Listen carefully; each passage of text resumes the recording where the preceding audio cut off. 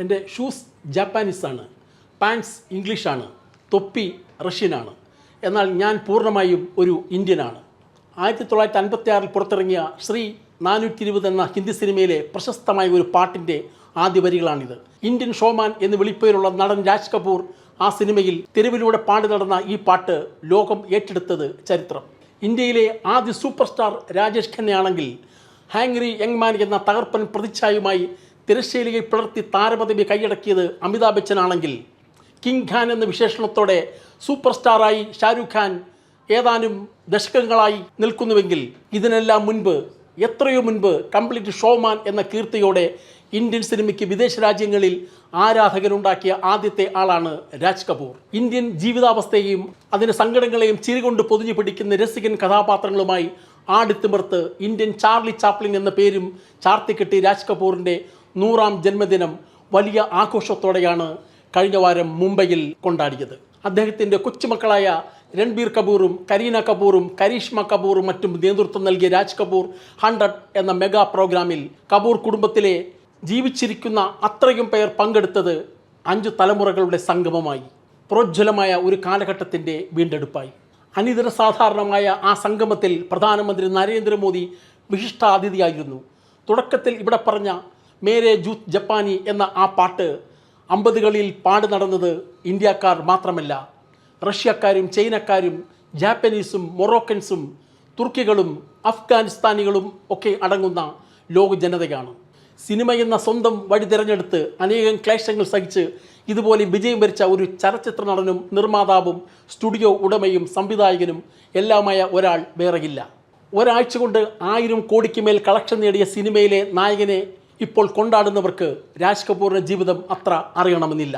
എന്നാൽ ഒരുപക്ഷെ അടുത്ത സിനിമയോടെ, വരും വെള്ളിയാഴ്ചയോടെ ഇതേ നടൻ്റെ ഗ്രാഫ് കുത്തനെ താഴ്ന്നു പോകാവുന്ന ഈ കാലത്ത് 5 തലമുറകളായി ഓർമ്മിക്കപ്പെടുന്ന സ്ഥിരപ്രതിഷ്ഠ നേടിയ അതുല്യനായൊരു ചലച്ചിത്ര പ്രതിഭയെ അറിയുന്നത് നല്ലതാണ്. ഈ വീഡിയോ കൊണ്ട് ഉദ്ദേശിക്കുന്നതും അതാണ്. നടൻ പൃഥ്വിരാജ് കപൂറിൻ്റെ 6 മക്കളിൽ 3ാമനായി 1924 ഇന്നത്തെ കിഴക്കൻ പാകിസ്ഥാൻ്റെ ഭാഗമായ പെഷവാറിൽ ജനിച്ച രാജ് കപൂർ ഇന്ത്യൻ സിനിമ കണ്ട അപൂർവ പ്രതിഭാസമായി വളർന്ന കഥ ആവേശജനകമാണ്. അച്ഛൻ നടനും സംവിധായകനുമായ സിനിമകളിൽ അസിസ്റ്റന്റ് ഡയറക്ടറായി ജോലി ചെയ്തുകൊണ്ടായിരുന്നു ഈ മായിക ലോകത്തിലേക്കുള്ള രാജ് കപൂറിൻ്റെ പ്രവേശം. തൻ്റെ മകനാണെന്ന ഒരു പരിഗണനയും സെറ്റിൽ പൃഥ്വിരാജ് കപൂർ മകന് കൊടുത്തിരുന്നില്ല. കഷ്ടപ്പെട്ട് എല്ലാം തനിയെ പഠിക്കട്ടെ എന്നായിരുന്നു പിതാവിൻ്റെ കൽപ്പന. സിനിമയിൽ സ്വന്തം വഴി വെട്ടിത്തുറക്കാൻ ഈ ശിക്ഷണം രാജ് കപൂറിനെ തെല്ലൊന്നുമല്ല സഹായിച്ചത്. 1948 RK ഫിലിംസ് എന്ന പേരിൽ സ്വന്തം നിർമ്മാണ സ്റ്റുഡിയോ തുടങ്ങുമ്പോൾ പ്രായം 24. ആഗ് എന്ന സിനിമയിലൂടെ സ്വന്തമായി സംവിധാന ചുമതല ഏറ്റെടുക്കുമ്പോൾ ഇന്ത്യയിലെ ഏറ്റവും പ്രായം കുറഞ്ഞ സംവിധായകനായിരുന്നു കപൂർ. അടുത്ത വർഷം 48 അന്ന് ഇതിഹാസ താരം എന്നറിയപ്പെട്ട ദിലീപ് കുമാറിനൊപ്പം അഭിനയിച്ചു പേരെടുത്തു. മെഹ്മൂദ് ഖാൻ സംവിധാനം ചെയ്ത അന്താസ് എന്ന വിഖ്യാത ചിത്രത്തിൽ നടിയായി പേരെടുത്തു തുടങ്ങിയ നർഗീസിൻ്റെ നായകനായി ശ്രദ്ധ നേടി. പിന്നീട് രാജ് കപൂർ നിർമ്മിക്കുകയും സംവിധാനം ചെയ്യുകയുമുണ്ടായ ഒരുപിടി ചിത്രങ്ങളിൽ തീപിടിച്ച സൗന്ദര്യവും അഭിനയശേഷിയും ഒത്തിണങ്ങി നർഗീസിനെ നായിക ആക്കുകയും അവരുടെ ഹൃദയം കവരുകയും ചെയ്തു ഈ ഷോമാൻ. പൃഥ്വിരാജ് കപൂറിൻ്റെ ബന്ധുവായ കൃഷ്ണയെ 46 മേയിൽ വിവാഹം കഴിച്ച രാജ് കപൂർ അതിന് 4 മാസത്തിനു ശേഷമാണ് നർഗീസിനെ കണ്ടെത്തുന്നത്. മതപരമായ വ്യത്യാസം കൊണ്ടും രാജ് കപൂർ വിവാഹിതനായിരുന്നത് കൊണ്ടും രണ്ടുപേരുടെയും കുടുംബാംഗങ്ങൾ ഈ ബന്ധത്തെ അതിശക്തമായി എതിർത്തു.